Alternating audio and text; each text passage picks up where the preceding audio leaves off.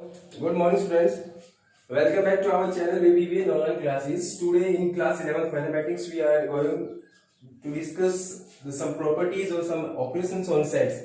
In the last video, we will explain you operations on sets. There are the three operations basically जो आपको कल बताए गए थे. उसमें जो फर्स्ट ऑपरेशन थी बेटा ऑपरेशंस ऑन सेट में जो फर्स्ट आपकी थी वो थी यूनियन ऑफ सेट्स. ठीक है. सेकंड वन थी आपकी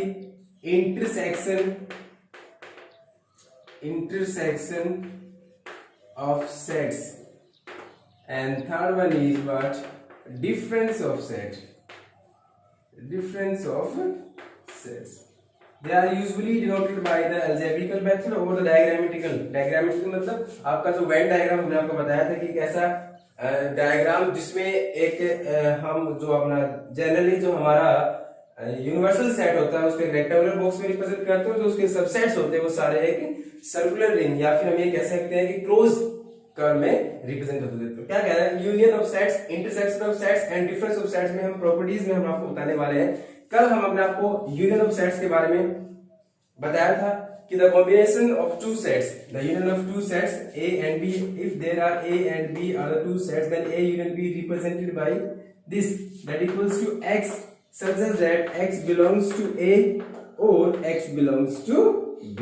ये यूनियन कहते हैं कि जो A और B में एलिमेंट है, then there A and B are the two sets such that if A union B is defined, then X is an element which is either belongs to A or belongs to B or belongs to both. This is the definition of union.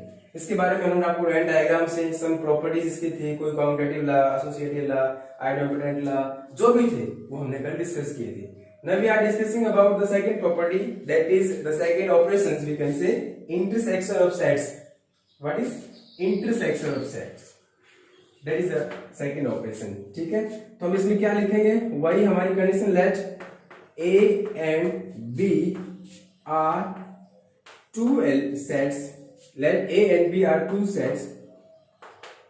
Then the intersection of set A and set B is a set C.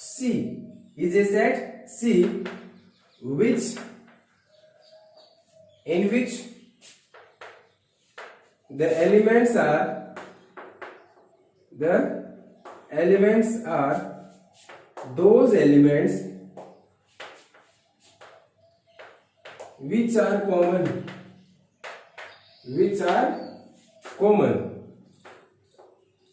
common, or we can say क्या, the elements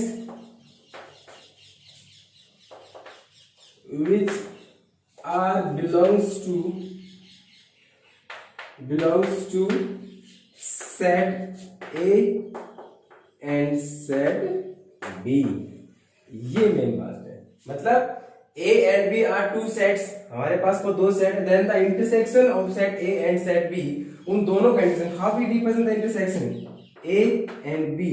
This is the symbol to derive the intersection of two sets. A intersection B. How we read it? A intersection B sets is the set C. मान लीजिए इनका intersection कोई set C है, तो set C में जो element आएंगे आपके बेटा X such that X belongs to A and X belongs to B. कुछ इस तरह की स्टेटमेंट आने वाली है. सुनना ध्यान से.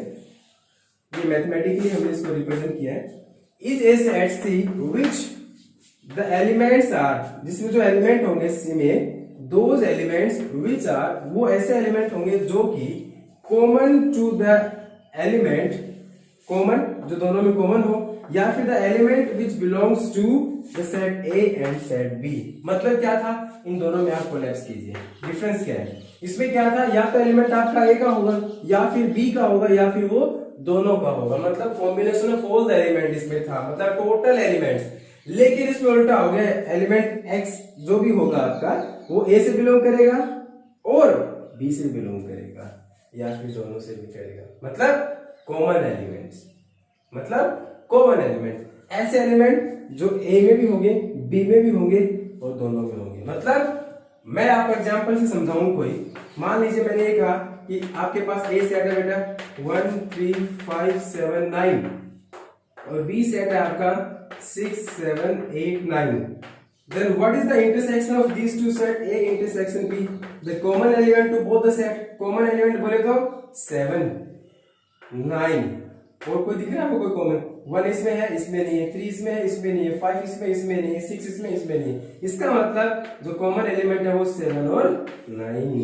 It means the intersection of two sets represented all those elements which are common to both the sets. ऐसे एलिमेंट तो दोनों सेट्स में है। That is the definition of the intersection of two sets. अब सर ये आपने हमें बताया, डेफिनेशन से भी बताया, मैथमेटिकली कैसे इसको रिप्रेजेंट करते हैं वो भी बताया। How we represent by Venn diagram, कैसे हम इसको क्या वेन डायग्राम से भी रिप्रेजेंट कर सकते हैं वो भी देखिए। मान लीजिए कि आपने कोई यूनिवर्सल सेट लिया, उसके कुछ सब पार्ट ले लिया आपने, एक दो सेट्स, तो कैसे हम उसको डिराइव करेंगे? By Venn diagram. ठीक है, तो intersection of two sets by Venn diagram. Venn diagram से हम इसको कैसे रिप्रेजेंट करेंगे?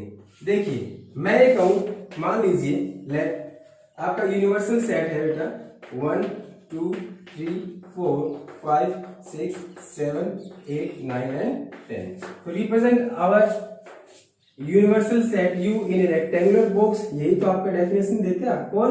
वेन डायग्राम वाला। तो इसमें जो एलिमेंट आप रिप्रेजेंट करने वाले हैं 1 2 3 4 5 6 7 8 9 एंड 10।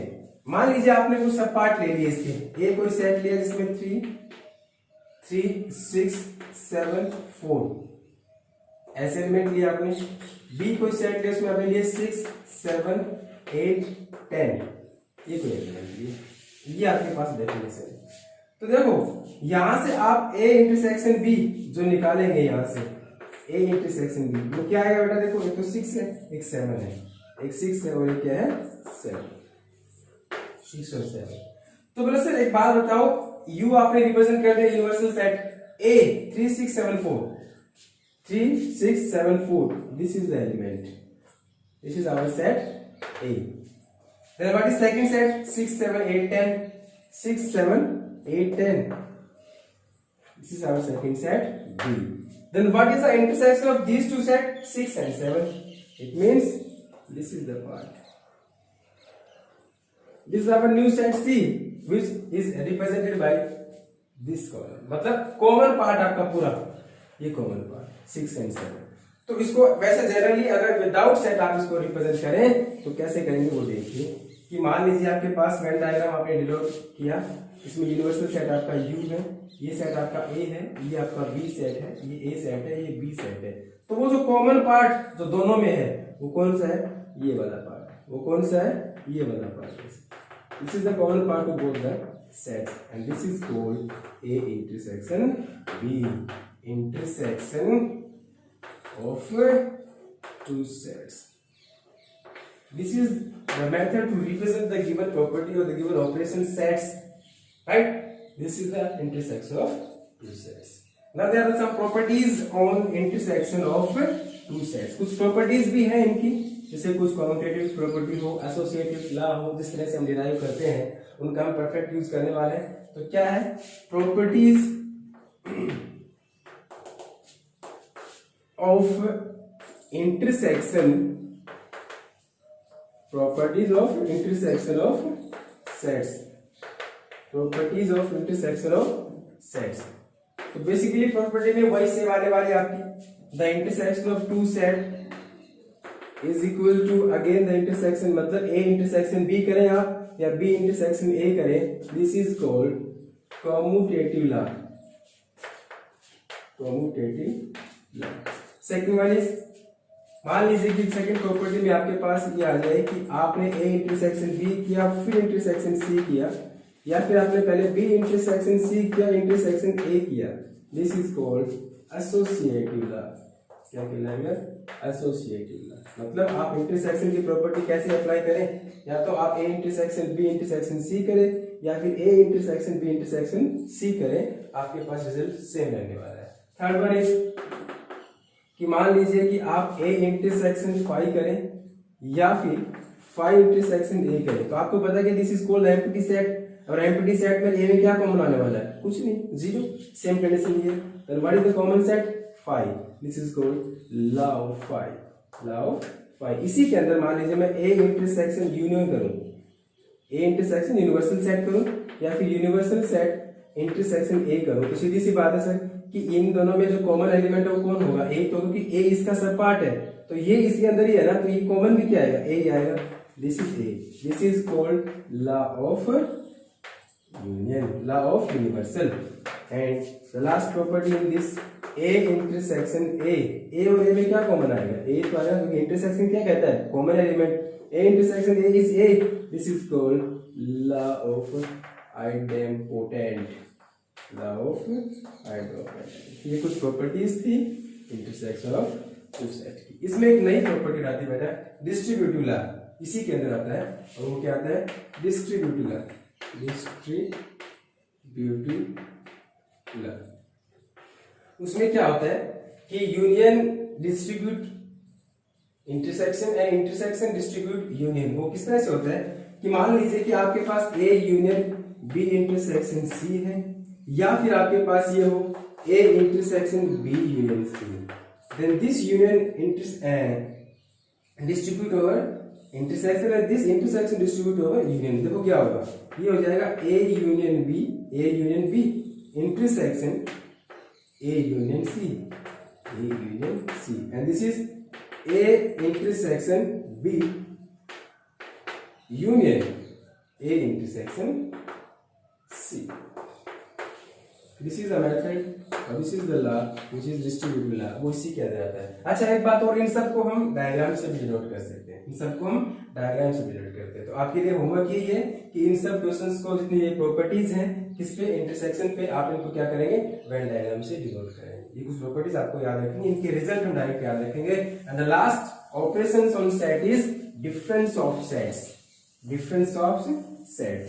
तो वही बात है, डिफरेंस करेंगे तो कौन से एलिमेंट कहाँ एग्जिस्ट करेंगे वो ध्यान रखिए आप। मैं डेफिनेशन क्या बताता हूँ इसकी, डिफरेंस ऑफ सेट कहते हैं कि let A and B are two sets, मान लीजिए कि ए और बी क्या है, दो सेट्स हैं, then the difference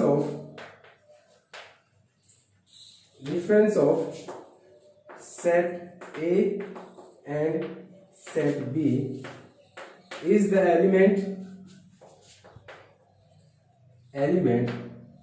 are the elements, कौन से एलिमेंट होंगे, which belongs to A, which belongs to A but they are not belongs to B, मतलब which belongs to A set but not belongs to B set. Therefore the difference of a minus b can be represented a minus b such as that x is an element, x belongs to a but x does not belongs to b। आप यहाँ and भी लिख सकते हैं कि x a से तो belong करेगा लेकिन b से बिलोंग नहीं करेगा। कैसे, मान लीजिए मैंने लिखा a equals to 1 2 3 4 5 6 7 and 8 और b मैंने लिखा बेटा 4 5 6।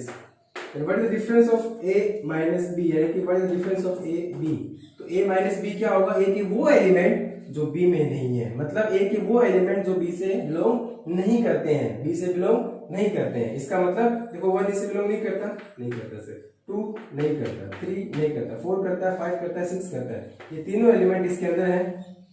कौन सा बच गया, 7 and 8। ये सिंपल सी बात है।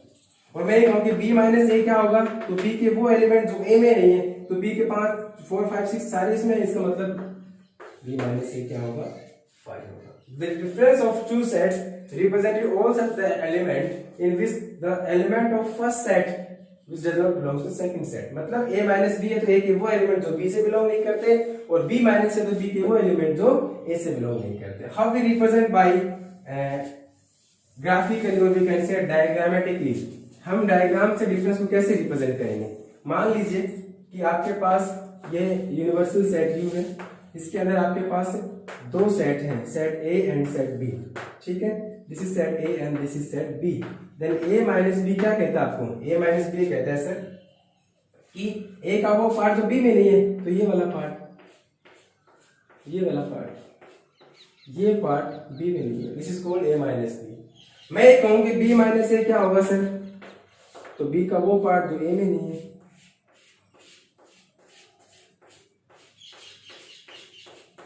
आगे बस समझ में।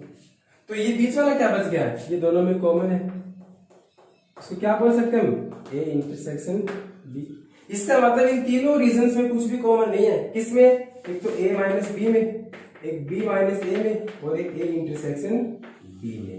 इन तीनों पार्ट में कुछ भी कॉमन नहीं है। एक एप्लीकेशन ऑफ इंटरसेक्शन है, उसमें नहीं बताया, मैंने आपको भी बता रहा हूं, if the intersection of two set, if the intersection of two sets is phi, therefore A intersection B अगर phi आ जाए, इसका मतलब A और B कैसे सेट होंगे, डिसजॉइंट सेट। आपसे पूछ लिया जाए कि डिफाइन डिसजॉइंट सेट, तो आप ये बोलेंगे ऐसे सेट्स जिनका इंटरसेक्शन क्या हो, फाई हो, जिनमें कुछ भी कॉमन ना हो। फॉर एग्जांपल मैं बोलूं कि A सेट में आपके पास सभी इवन नंबर है, मैं ये बोलूं कि बी सेट में सभी और नंबर है, इसका मतलब इन दोनों का कॉमन क्या आएगा, फाई आएगा। जैसे कि आपके पास रिसेंटली उसमें आया था बी माइनस ए में फाई आया था।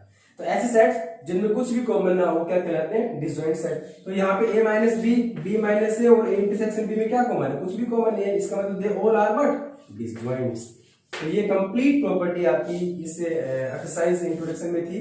ऑपरेशंस ऑन सेट पे फर्स्ट वन आपकी थी यूनियन ऑफ सेट्स, सेकंड थी आपकी intersection of sets, and third one is the difference of set. इनके बेसिस पे हमने आपको कुछ इसकी प्रॉपर्टीज डिराइव की, बाय अलजेब्रिकली, मैथमेटिकली हमने रिप्रेजेंट किया, वेन डायग्राम से नोट किया। इन द नेक्स्ट वीडियो और in the next class we are going to start our next exercise 1.4। उससे पहले आप सारी प्रॉपर्टीज को ध्यान रखें, ऑपरेशंस को ध्यान रखें, इनको पढ़ें, इनके एग्जांपल्स करें। तब तक के लिए ध्यान रखें, घर पे रहें, सुरक्षित रहें। Thank you, have a nice day.